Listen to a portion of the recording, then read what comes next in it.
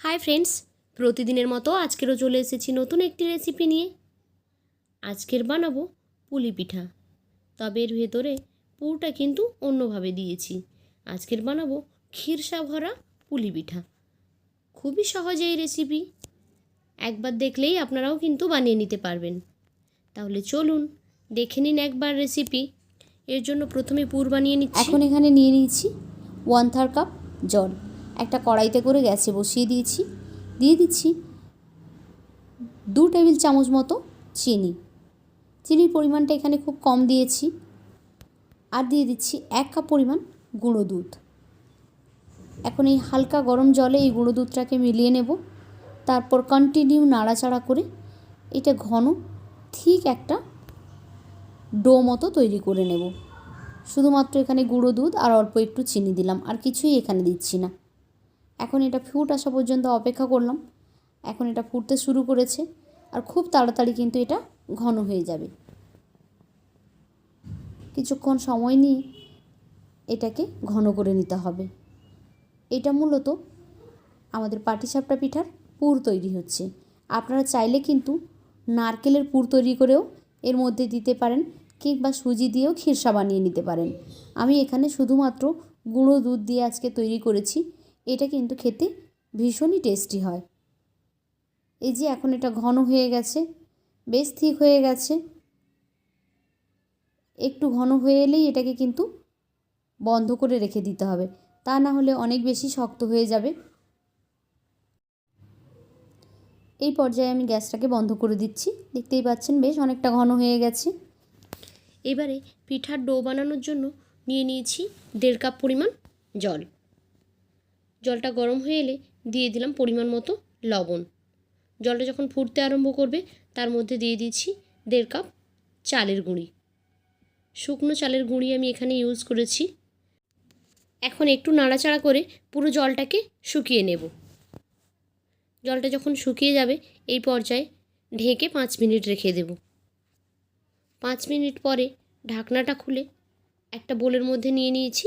তারপর এটাকে হালকা গরম থাকতে থাকতে হাত দিয়ে চেপে চেপে ডোটাকে রেডি করে নেব। ডোটা মাখা যতটা ভালো হবে পিঠাটা কিন্তু তত বেশি মসৃণ হবে। আটাটা মাখা হয়ে গেছে ভালোভাবে। এখন এখান থেকে অল্প অল্প করে আটার ডো কেটে নিয়ে একটা রুটির মতো করে প্রথমে বেলে নিচ্ছি।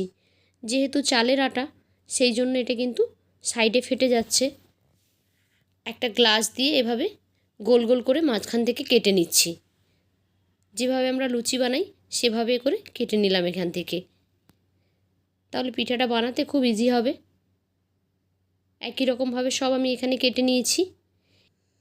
এখন একটা একটা পিঠা তুলে নিয়ে তার মধ্যে আগে থেকে তৈরি করে রাখা ক্ষীরসাটা দিয়ে দিচ্ছি। আপনারা চাইলে কিন্তু এখানে নারকেলের পুরও ব্যবহার করতে পারেন। নারকেলের পুর দিলে তার টেস্টটা আবার অন্যরকম হবে, আর এই পিঠার টেস্টটা আবার অন্যরকম হবে। খুব সাধারণভাবে এটাকে আমি তৈরি করেছি, কোনো রকম ডিজাইন নয়, একদম সিম্পলভাবে। দেখতে পাচ্ছেন কিভাবে আমি তৈরি করে নিয়েছি। এতে করে পিঠা কিন্তু অনেক তাড়াতাড়ি তৈরি হয়ে যাবে। এই একই রকমভাবে সবগুলো পিঠা এখানে আমি তৈরি করে নিচ্ছি। পিঠাগুলো সব রেডি হয়ে গেছে। এবার এগুলোকে ভাপিয়ে নেব। তার জন্য গ্যাসে জল বসিয়ে দিয়েছি, আর এইভাবে একটা ছিদ্রযুক্ত পাত্রের মধ্যে পিঠাগুলোকে দিয়ে দিচ্ছি। তার উপরে একটা সুতির কাপড় বিছিয়ে দিয়েছি। একে একে করে সব পিঠাগুলোকে এখানে আমি দিয়ে দিয়েছি। এখন এটাকে একটা ঢাকনা লাগিয়ে রান্না করে নেব। 7-8 মিনিট সময় লেগেছে এটা ভাপানোর জন্য। এখন এটা সম্পূর্ণ ভাপানো হয়ে গেছে। আমি এখন এগুলো উঠিয়ে নিচ্ছি। তো এই যে ঠান্ডা করে নিলাম পিঠাগুলো। উপর থেকে একটু ড্রাই ফ্রুট আমি ছড়িয়ে দিচ্ছি, জাস্ট দেখতে ভালো লাগার জন্য। তো রেডি হয়ে গেল আমাদের ভাপা পুলি পিঠা। কেমন লাগলো আপনাদের কাছে আজকের এই রেসিপি? যদি ভালো লেগে থাকে তাহলে লাইক, কমেন্ট অ্যান্ড শেয়ার করবেন। আর এই রকমই নিত্য নতুন রেসিপি পেতে আমার চ্যানেলটিকে সাবস্ক্রাইব করে বেল আইকনে ক্লিক করে নোটিফিকেশান অন করে দেবেন। তাহলে যখনই আমি কোনো নতুন ভিডিও আপলোড করব সেই ভিডিও নোটিফিকেশান সবার আগে পৌঁছে যাবে আপনাদের ফোনে।